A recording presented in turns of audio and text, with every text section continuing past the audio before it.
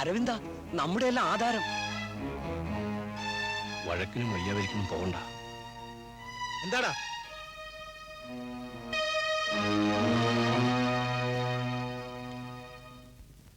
മുതലാളി ക്ഷമിക്കണം. ഞങ്ങളുടെ ഭാഗത്ത് നിന്ന് എന്തെങ്കിലും തെറ്റ് വന്നു പോയിട്ടുണ്ടെങ്കിൽ ഞങ്ങളാ? ആരാടാ ഈ ഞങ്ങള്? വരത്തെ കഴിവറുടെ മോനെ, നീ തൊഴിലാളിയാണോ? നീ കർഷകനാണോ? നീ ആരാടാ? ഞാനിവരുടെ നേതാവ്. കൊല്ലാകൊല്ലം വിത്തും വളവും കടം തരുന്ന എന്നെക്കാളും വിശ്വാസം നിങ്ങൾക്കൊക്കെ ഇപ്പൊ യവനെയാണ്, നേതാവിനെ അല്ലേടാ? ഇക്കുറി നേതാവിനെ പുഴുങ്ങി തിന്നത്തേ ഉള്ളൂല്ല. നെല്ല് കൊയ്ത് ചോറുണ്ടാവുന്ന ഒരുത്തനും കരുതണ്ട. എന്റെ പൈസ തരാതെ ഇവിടെ കൊയ്ത്ത് നടക്കത്തില്ല. കോടതി പോയി സ്റ്റേ ചെയ്യിക്കും ഞാൻ കൊയ്ത്ത്, അറിയാമോ? കുത്തുവാള എടുപ്പിക്കും ഞാൻ, കുത്തുവാള. പട്ടി കഴിവറടവന്മാരെ എങ്ങാണ്ടോ കിടന്ന ഒരു വരത്തിന് വേണ്ടി എനിക്കും എന്റെ ചത്തുപോയ അപ്പനപ്പന്മാർക്കും എതിരായിട്ട് മുദ്രാവാക്യം വിളിക്കാനും വേണ്ടി നീയൊക്കെ വളർന്നു അല്ലടാ? ഒതുക്കാൻ അറിയാം, ഒതുക്കി തരാമടാ. എടോ മുതലാളി,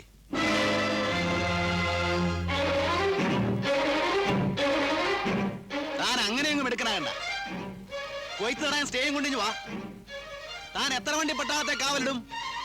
കൂടി വന്ന ഒരു വണ്ടി പോലീസിനെ. ഞങ്ങൾ 2000 പേർ ഇറങ്ങി അങ്ങ് കൊയ്യും. താൻ എന്തോ ചെയ്യും? വണ്ടി മുതലാളി, ഞാൻ പറയുന്നൊന്ന് കേൾക്കും മുതലാളി. മുതലാളി ആലോചിച്ചിട്ട് ചെയ്താൽ മതി. അപകടം പിടിച്ച പണിയാണ്. ഞാൻ പറയുന്നത് കേൾക്കും മുതലാളി. മുതലാളി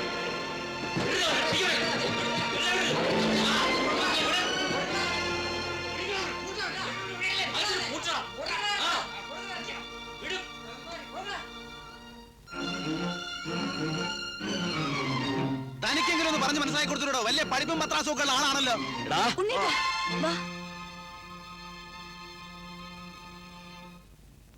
അരവിന്ദനെ കാണുന്നില്ലല്ലോ. ഇനി ടൗണിൽ വെച്ച് മുതലാളി എങ്ങനെ കണ്ട് വല്ലതും? ഏയ്, അങ്ങനെയൊന്നും വരില്ല. ആ ദേ വരുന്ന അരവിന്ദൻ.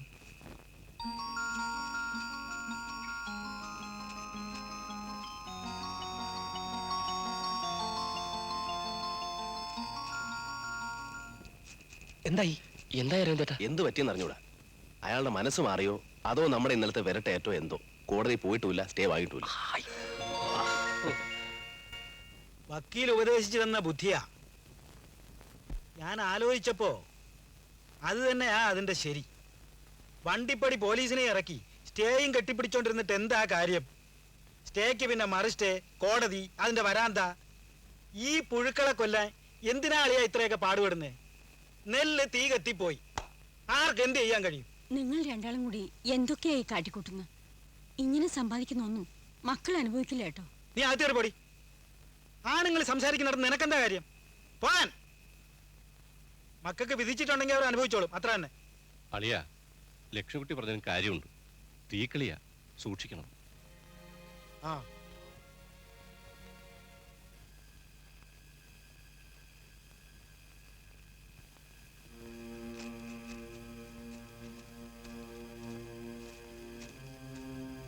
ഒന്ന് വേഗം വരണ്ട. എല്ലാം ഒഴിക്കട പറ്റും.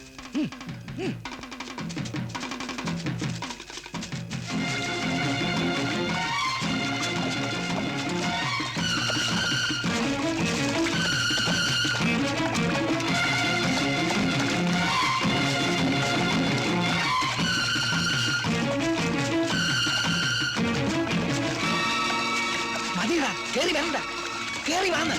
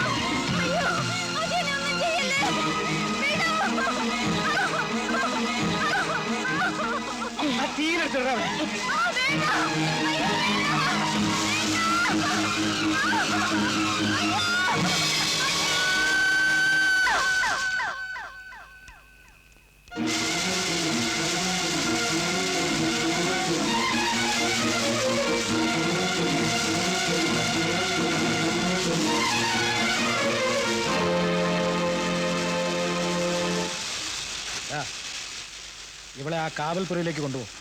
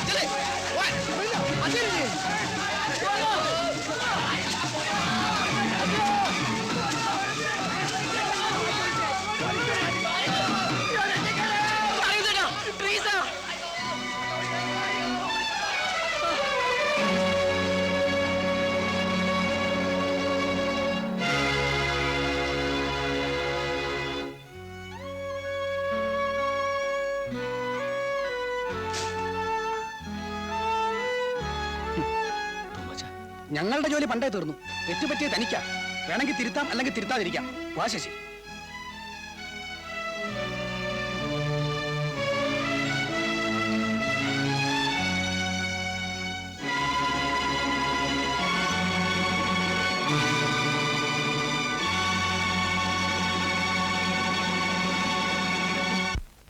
അന്ന് രാത്രിയാണ് അരവിന്ദട്ട് കൊച്ചമ്മയുടെ അച്ഛന്. ബാക്കി എനിക്കറിയാം.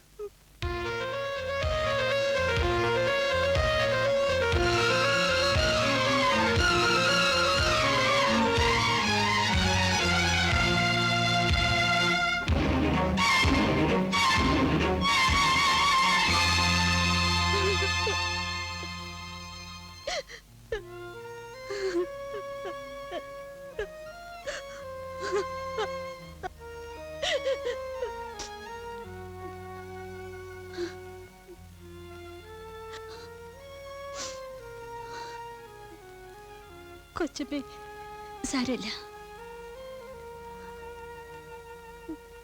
നാണിയമ്മേ, എന്താ കുഞ്ഞേ? ട്രീസെ ഹോസ്റ്റലിൽ കൊണ്ടാക്കിയിട്ട് വരൂ. ശരി കുഞ്ഞേ. സമയം ഒരുപാടായി. ട്രീസ പൊയ്ക്കോളൂ.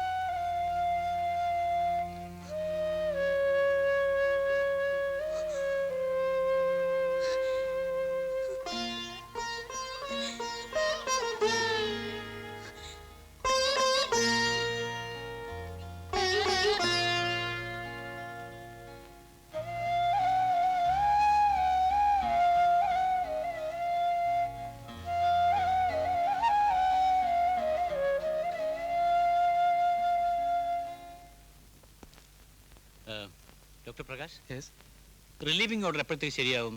അത് ഡോക്ടർ സാവിത്രിയോട് ചോദിച്ചാലേ പറയാൻ പറ്റൂ. ഇനിയിപ്പോ കുഴപ്പമൊന്നുമില്ലല്ലോ, ഒരു 2 ആഴ്ചക്കകം ഡിസ്ചാർജ് ചെയ്യാമല്ലേ? അരവിന്ദിന്റെ കാര്യം ആലോചിച്ച തമാശയാ. Criminal wastage of public money and human energy, പിന്നെ നിങ്ങളെ പോലുള്ള പ്രൊഫഷണൽ ടാലൻസും. എന്തിനാ? തൂക്കും പരമ്പര പരസഹായം കൂടാതെ ഒന്ന് നടന്നു കിട്ടണം. ഒന്ന് ആലോചിച്ചാൽ ചിരിക്കാൻ തോന്നുമല്ലേ? പക്ഷേ എനിക്ക് ചിരിക്കാൻ തോന്നുന്നില്ല. ഞാനൊരു ഡോക്ടറാണ്. കൂടുതൽ പെർഫെക്റ്റ് ആയൊരു കൊലപാതകം നടത്താൻ വേണ്ടി അപകട മരണത്തിൽ നിന്ന് ഒരാളെ രക്ഷിക്കുക, അതിൽ കോമഡി ഇല്ല സർ.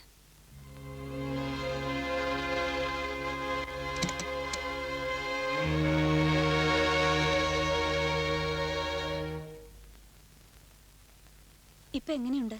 പെയിനുണ്ടോ? ഇല്ല.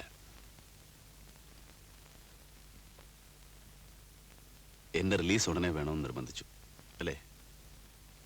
സമയം ചുരുക്കാൻ മാർഗമുണ്ട്. മരുന്നും ഇഞ്ചക്ഷനും ഒക്കെ ഡബിളോ ത്രിബിളോ ആക്കാം ഡോസ്.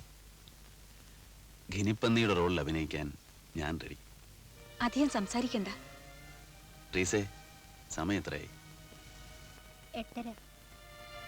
10 മണിക്കല്ലേ ഫ്ലൈറ്റ്? ഡോക്ടർ എയർപോർട്ടിൽ പോകുന്നില്ലേ ഉണ്ണിയെ കൂട്ടാൻ?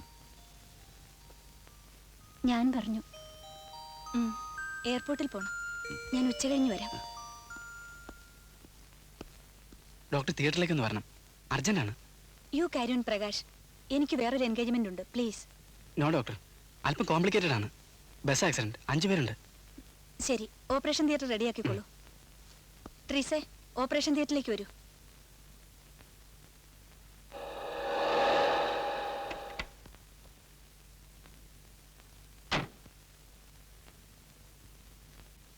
ഉണ്ണീട്ടം വന്നു നണിയമ്മേ? വന്നിരുന്നു.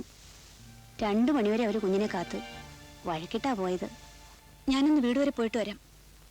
ആ നണിയമ്മേ, 2 ദിവസത്തെ ലീവ് എഴുതി തരാം. ഒന്ന് ഹോസ്പിറ്റലിൽ കൊടുത്തേക്കൂ. ശരി.